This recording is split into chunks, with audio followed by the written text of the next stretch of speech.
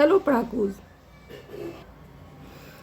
आज हम एक ऐसे टॉपिक को कवर करने वाले हैं जो environment plus economy plus agriculture plus Bihar current affairs सबसे कनेक्टेड है और एग्जामिनर्स को भी बहुत पसंद है। टॉपिक तो आप लोग को पता ही है, बायोफ्यूल। इस वीडियो के बाद आपको स्टैटिक कॉन्सेप्ट क्लियर हो जाएगा, आपका बिहार करंट अफेयर्स याद हो जाएगा और 4 से 5 डायरेक्ट प्रीलिम्स क्वेश्चंस पक्के हो जाएंगे। चलिए शुरू करते हैं। बायोफ्यूल क्या होता है? बायोफ्यूल का मतलब होता है प्लांट्स या बायोलॉजिकल वेस्ट से बना जो फ्यूल है, इन दोनों से मिलके जो फ्यूल बना है वही बायोफ्यूल है। ठीक है, वही बायोफ्यूल है। और सिंपल लैंग्वेज में और कहें तो क्या है, जो फ्यूल पेट्रोल डीजल की जगह यूज़ हो सकता है और नेचर से बनेगा। ठीक है, तो ये है biofuel. Can be used in place of petrol and diesel, also is made through nature. ये दो इम्पॉर्टेंट इसका ये है उसके बारे में। अब हम लोग जानेंगे कि इसका क्या एग्जाम्पल्स हैं।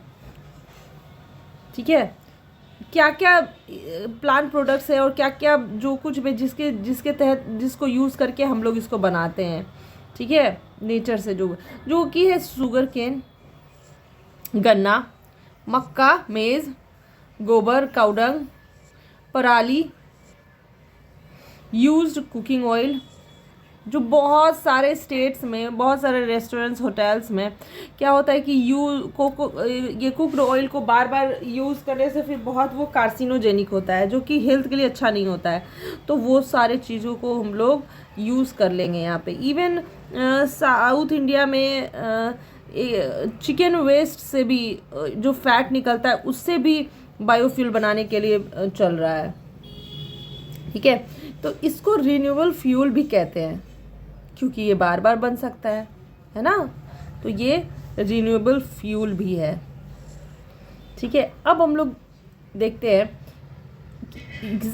ये इम्पॉर्टेंट है एग्ज़ाम पॉइंट ऑफ व्यू से कि बायोफ्यूल को कार्बन न्यूट्रल भी बोलते हैं, माना जाता है, क्योंकि जितना CO2 ये इमिट कर रहा है, कुछ इसके जलाने पर कुछ तो CO2 निकलेगा, कुछ तो एमिट होगा। तो जो ये CO2 एमिट हो रहा है एक्चुअली में, तो वो ऑलरेडी इन्वायरमेंट से इतना CO2 लेके ये इतना ऑक्सीजन दे दिया था प्लांट्स और नेचर से जो भी है, वो ऑलरेडी उतना CO2 वो इन्वायरमेंट से लेके फिर ऑक्सीजन दे दिया था। तो कहीं ना कहीं जब वो प्लांट जब ग्रो कर रहा था, ग्रोथ के समय पे वो ऑलरेडी उतना CO2 को वो अपना कर चुका था। तो इसलिए इसको न्यूट्रल माना जाता है, क्योंकि जितना वो लिया उतना फिर से वो निकाला। तो ये न्यूट्रल है ना। दिस इज कार्बन न्यूट्रल, ना ज़्यादा ना कम। Very important. आप कहीं पे भी इसको मेंस वाले UPSC के मेंस में, BPSC के मेंस या कोई भी स्टेट PCS के मेंस में इस फोटो को डाल दीजिएगा और नीचे में कार्बन न्यूट्रल लिख दीजिएगा और definitely 1 to 2 marks you are going to get extra. Okay, next types of fuel. Types of fuel जो हम लोग देखेंगे, इसमें हम लोग 3 प्रकार के देखते हैं। एक है बायोएथेनॉल, ओके, उसके बाद है बायोडीजल, फिर बायोगैस।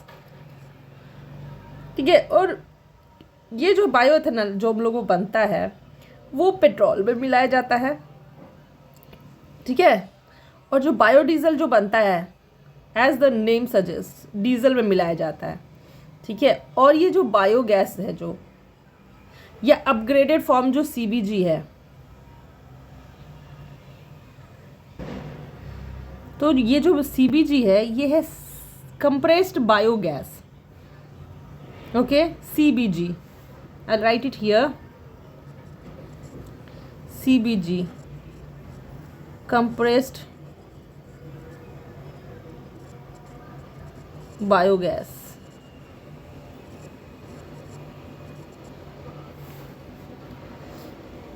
ओके,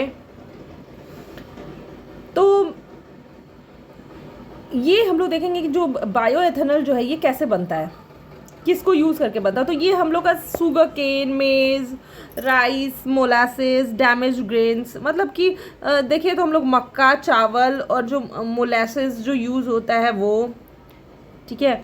और जो शुगर केन के जो इसमें पाया जाता है, उसका जो रेसिडुअल जो रहता है उसमें मोलासेस उसको भी कहते हैं। और डैमेज ग्रेन्स बहुत सारा हम लोग देखते हैं कि चावल को जब हम लोग धान को जब हम लोग प्रोसेस करते हैं, उसका छिलके को हटाते हैं, तो कहीं ना कहीं बहुत सारे ग्रेन्स जो है डैमेज हो जाते हैं। तो डैमेज ग्रेन्स जिसको फिर बहुत ज़्यादा यूज़ नहीं रहता है कंजम्पशन बेसिस पे, तो उसको भी यूज़ करके हम लोग क्या प्रोड्यूस करते हैं, बायो एथेनॉल, जो कि मिलाया जाता है पेट्रोल में। Okay, next is biodiesel. Biodiesel कहाँ से एक्सट्रैक्ट होता है और कहाँ से निकलता है, ये है जत्रोफा, एक टाइप का प्लांट है। करंज वेजिटेबल ऑयल, करंज जो है झारखंड वाले रीजन में भी करंज होता है। और यूज्ड कुकिंग ऑयल। ओके, और बायोगैस जो हम लोग देखते हैं ये कहाँ से निकलता है, जो सीएनजी सिलेंडर में इसको जहाँ पे इसको हम लोग मिक्स कर सकते हैं, उसके जगह पे यूज़ कर सकते हैं, तो ये गोबर से निकलता है। जो हम लोग कहते हैं ना कि गोबर से हम लोग क्या कर सकते हैं, गोबर से हम लोग वेस्ट से हम लोग गैस बना सकते हैं। गैस एक फ्यूल हो गया, फ्यूल से फिर हमारा ऑब्वियसली इससे हमारा इकोनॉमिकली ये हम लोग को थोड़ा रिड्यूस होगा, जो बाकी सारे चीज़ों पे हम लोग डिपेंडेंट हैं उससे, ठीक है। सीवेज से, इवन सीवेज से we are going to produce biogas, ठीक है। Organic waste, okay.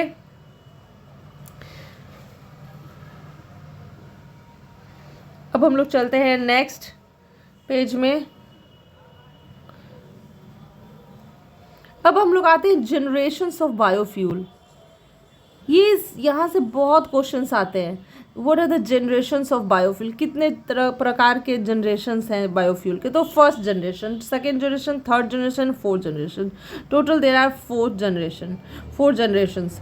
पहले जनरेशन में क्या है, फूड क्रॉप्स। जो फूड क्रॉप्स जो है वो इसके अंदर आते हैं। डायरेक्ट जो प्लांट से हम लोग एक्सट्रैक्ट कर रहे हैं वो फर्स्ट जनरेशन में आते हैं, ओके। और इसके साथ इशू ये, अगर हम लोग देखें, अगर हम लोग को कहीं ना कहीं लिमिटेशंस लिखना रहता है, कहीं ना कहीं इसके क्या है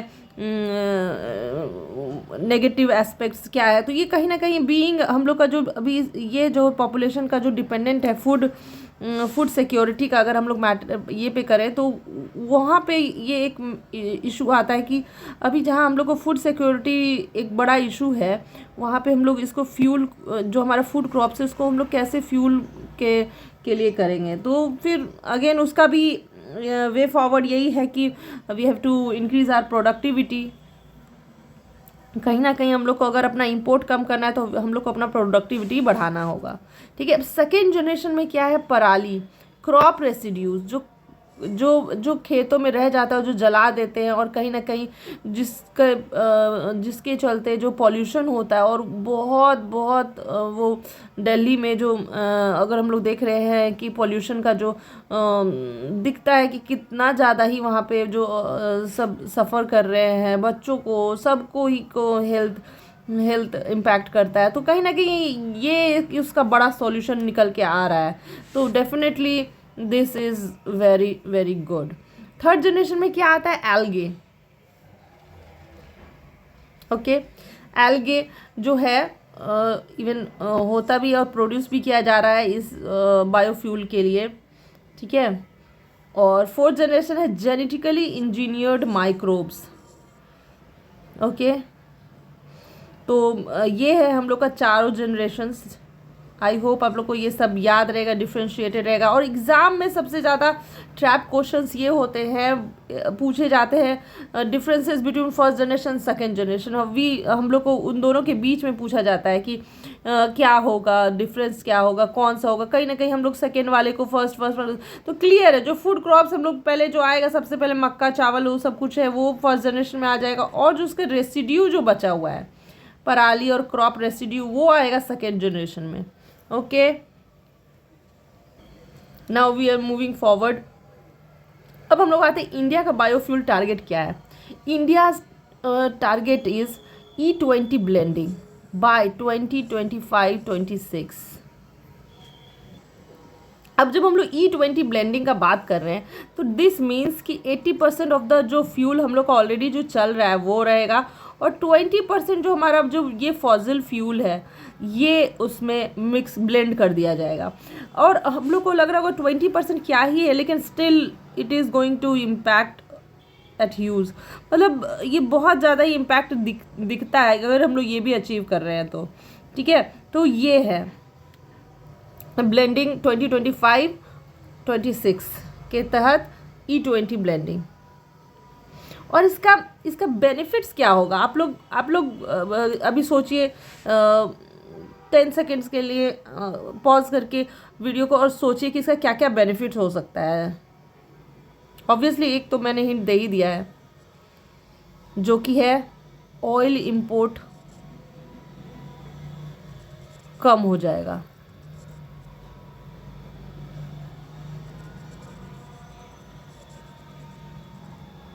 ठीक है, और सेकेंड क्या होगा, पॉल्यूशन। ऑब्वियसली जैसा कि हम लोग देखे थे, पॉल्यूशन कम हो जाएगा सेकेंड जनरेशन से।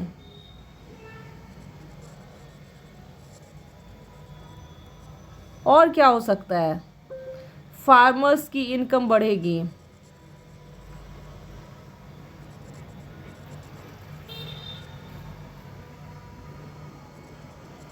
है ना। अभी उन लोग को पराली का भी मिल जाएगा कॉस्ट, जो लोग को जला के वेस्ट में जाता है, प्लस जो ब्रोकन ग्रेन्स है उसका भी, और कहीं ना कहीं और भी सारे मक्का मेज़ जो है ये सब का सारा कहीं ना कहीं कॉस्ट इंक्रीज़ करेगा ही जब डिमांड बढ़ेगा। तो लेट्स सी क्या है बिहार गवर्नमेंट्स इनिशिएटिव्स क्या है इस डायरेक्शन में। तो बिहार बायोफ्यूल पुश कर रहा है, मतलब बिहार बायोफ्यूल्स पुश करके स्टार्ट किया है। इसका क्या क्या है इस डायरेक्शन में, तो फोकस करता है ग्रीन एनर्जी पे। बिहार भी पीछे नहीं है, ये भी ग्रीन एनर्जी पे फोकस कर रहा है। क्या कैसे कर रहा है, तो एथेनॉल प्लांट्स सेटअप किया है, CBG प्लांट्स सेटअप किया, और वेस्ट टू वेल्थ। ओके, अब अगर हम लोग देखें तो एथेनॉल इन बिहार का 12+ एथेनॉल प्लांट्स है, 12+ एथेनॉल प्लांट्स इन बिहार। मेज जो यहाँ मक्का जो मेजर यहाँ का रॉ मटेरियल है वो बहुत बहुत बड़ा यहाँ का ये रॉ मटेरियल इसका बनता है। और एशिया का जो सबसे largest grain based ethanol plant है वो है जमुई में, ये VVI है। ओके, इसलिए बिहार को फ्यूचर एथेनॉल हब बोला जा रहा है।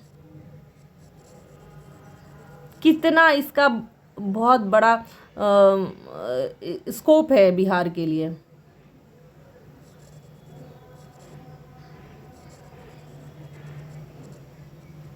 ओके, ये वेरी वेरी हम बिहार के लिए इम्पोर्टेंट है। ओके, नेक्स्ट इज व्हाट, अब करेंट इशू क्या है इससे। ठीक है, तो ऑयल कंपनीज जो है कि अभी क्या हो रहा है कि अभी रिसेंट में ऑयल कंपनीज जो है एथेनॉल ख़रीदना थोड़ा कम कर दी है, तो जिसके चलते क्या हो रहा है, प्लांट्स जो ऑलरेडी जो प्लांट्स लगे हुए हैं, जैसे कि एथेनॉल प्लांट्स 12+ लगाए गए बिहार में, तो ये सब कहीं ना कहीं बंद होने के कगार पर है। और इसके चलते क्या हो रहा है, फार्मर्स के इनकम पे इम्पैक्ट हो रहा है, और जॉब्स भी जो है रिस्क पे है। ओके, अब क्वेश्चंस है, ये आप लोग को कमेंट बॉक्स में इसका जवाब देना है। आई होप आप लोग को इससे समझ में आया होगा, तो डेफिनेटली आप लोग इसका जवाब देंगे। क्वेश्चन 1 है E20 क्या है, CBG का अपग्रेडेड फॉर्म क्या है। ओके, और फुल फॉर्म भी इसका लिख दीजिए आप लोग, इसका फुल फॉर्म क्या है। ठीक है, फूड वर्सेस फ्यूल किससे रिलेटेड है, बिहार में एथेनॉल का मेजर रॉ मटेरियल क्या है, और जत्रोफा से क्या बनता है। चलिए आप लोग डेफिनेटली इसको जवाब दीजिए, फिर हम लोग एक नए वीडियो में मिलते हैं। तब तक के लिए keep reading, keep learning and keep improving yourself. Okay, have a nice day, thank you.